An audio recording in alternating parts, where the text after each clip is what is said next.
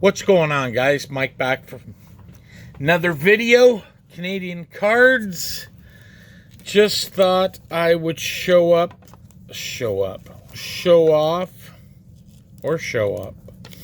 some cards that I picked up. Recently set up at another card show, and my favorite autograph dealer was there.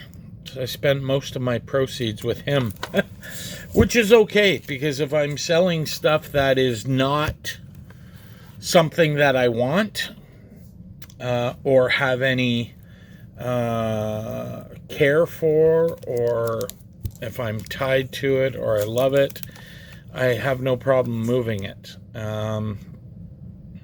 Had another deal that fell through.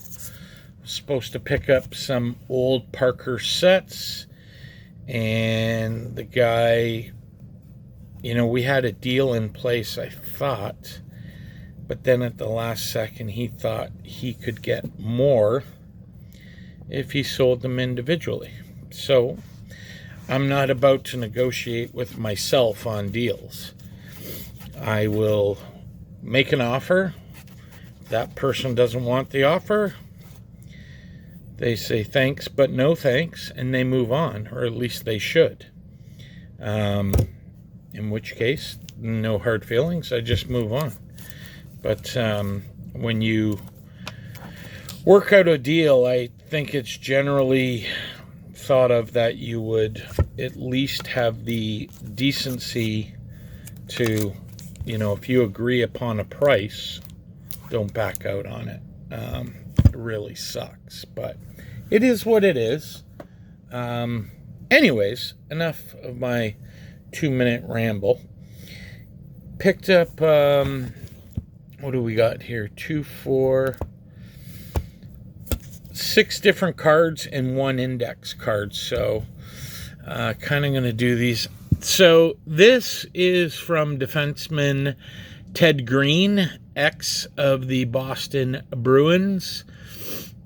Ted Green retired from hockey from a nasty fall, and his autograph is very tiny.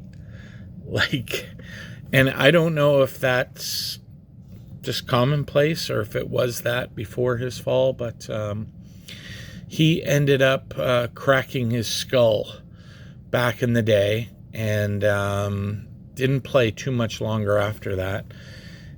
And I don't even want to guess on the date, but I know Ted Green is deceased. So, pick that up. Along with this, I thought this was very cool. I didn't get a chance to check it out, and it's off-centered, but I believe this is the last playing days card of Mr. Lorne Gump Worsley in the 73-74 O-Pee-Chee. I don't believe he's in the 74-75 set. But, I mean, here we go. We're going to test my eyes. My eyes are terrible. So, he was born, what's that say? Sorry, 1929. So, this came out in 73-74. So he was, 44, 45. So I'm pretty sure that was his last. And it says August 24th, 92. Not sure if that's the date that he signed that. I will have to look it up. I didn't do any research. Or maybe that was when he was inducted into the Hall of Fame. I don't think it was. Usually inductions are in November. So, but anyways, just a very cool card. Might use those for a couple of my Legend series.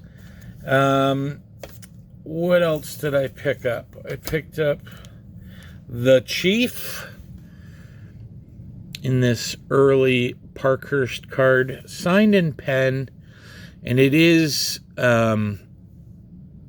personalized to Frank George Armstrong. I believe it's Frank or Fred, but nonetheless, it's this guy's iconic. One of the all-time favorite Leaf captains. So I was pretty happy to acquire that. And then I also got 3 more Montreal Canadiens. One I'm absolutely stoked to find. This is not it. This is Jacques Laperriere, signed in pen. One autograph of, the 70s were kind of my wheelhouse for Montreal Canadiens. Beckett slab there. Not the greatest, but it is what it is. This is very cool. This is a 1970-71 O-Pee-Chee, signed by Le Gros Bill, Mr. Jean Beliveau. Card's not in bad shape. Doesn't have the dual. Just has trading cards. So this is fairly new. This is a fairly new return, because it has the red and it says trading card, and that's just basic submission.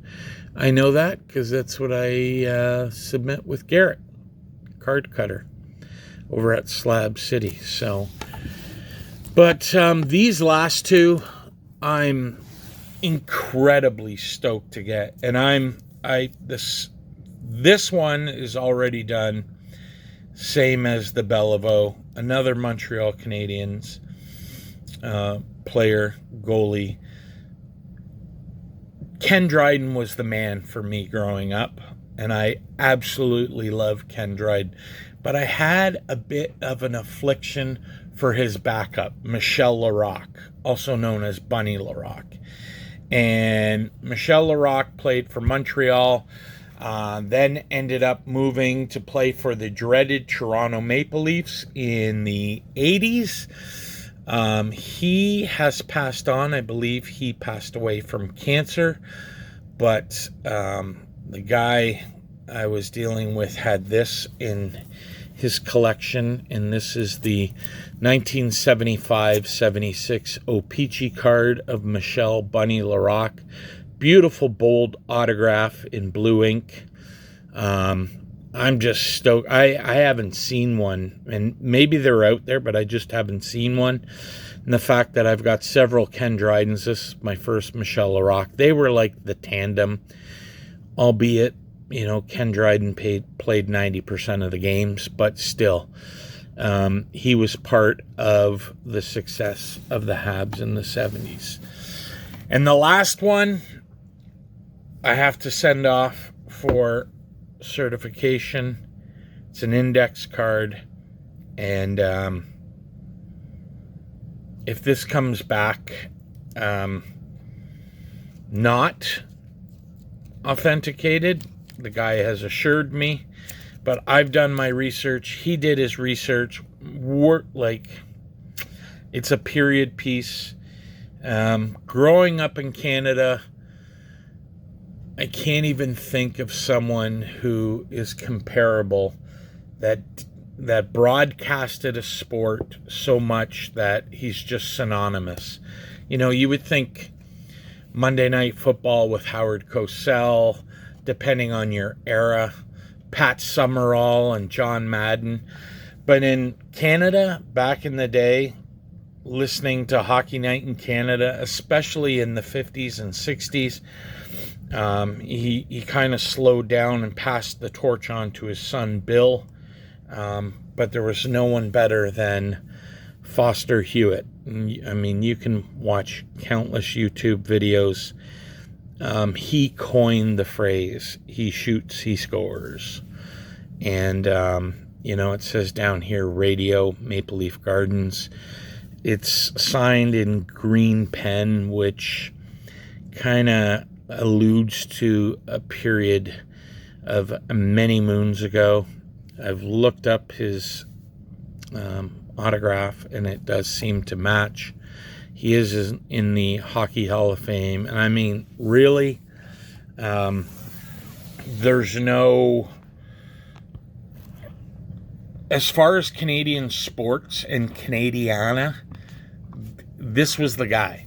I mean, when you were growing up listening to hockey in the 50s and 60s, and I was born in 65, so I missed a lot of it. I mean, I started watching hockey when I was 5, and it was on TV Foster Hewitt, before TV, was the voice of the nation, calling hockey games for Hockey Night in Canada every Saturday night. Sorry, guys, but I'm trying to adjust the camera. And I'm just, like, incredibly stoked to have this. I just pray it comes back for certification when I send it off from Garrett, that it's authentic, and that is a piece that will remain for quite some time. So there you have it, guys. That's all I got. Hope you're all doing well, and we will talk to you soon. Take care.